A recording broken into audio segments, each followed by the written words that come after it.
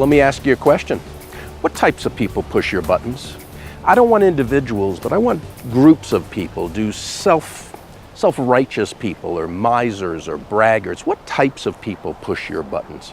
Hi, I'm Ron Price. I own and operate Productive Outcomes, also the author of the book Play Nice in Your Sandbox at Work. And I want to share with you today a concept I learned from the book Verbal Judo by George Thompson and Peter Jenkins.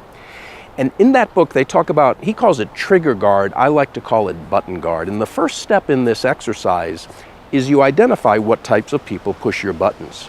The second step is you give them a name. And let me counsel you to give them a name that's courteous and polite. It might just slip out of your mouth in a social setting sometime. I don't want it to embarrass you. So you identify who pushes your buttons, you give them a name, and then you own them. And to illustrate this, I'm going to give an example from my own life. I'm going to tell you about one of my bad habits. I happen to drive faster than I probably should. I've slowed down in recent years, but I'll often find myself driving faster than other motorists, so I'll find myself in the left lane, coming behind a motorist who's driving slower than I wish them to. Well, since there are signs that say slower traffic should keep right, I will signal with my high beams, which is my way of saying, hello, neighbor. I wish to drive faster than you, and it's not safe to pass on the right. Would you please pull over for me, being the courteous person that I am? And many times they would pull over, I'd speed up, I'd wave to them and drive on my way. Many times they wouldn't pull over. I would flash again, assuming they didn't see me. If they didn't pull over that second time, I'm embarrassed to tell you what I would do next. I would pull over, I would speed up, I would signal left, and I'd pull right back in front of them.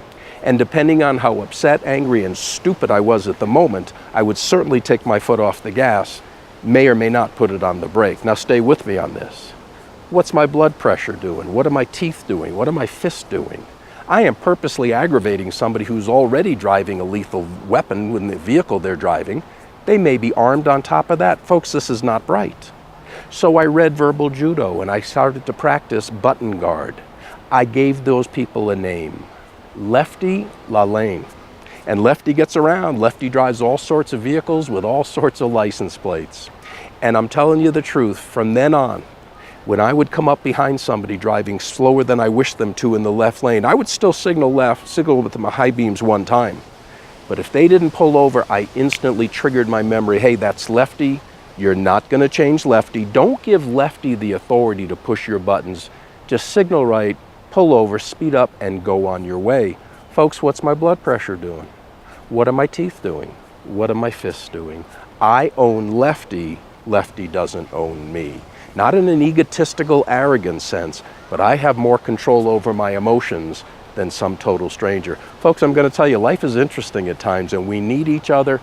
We let people push our buttons from time to time, and if you figure out a way to stop them from doing that, give me a call, would you? I want to know. All I know is we can have more control over our own buttons. Don't let them be pushed, and life will be a whole lot better. You know, conflict in life is inevitable. Damaged relationships don't have to be. We'll look forward to being back with you with another message next week.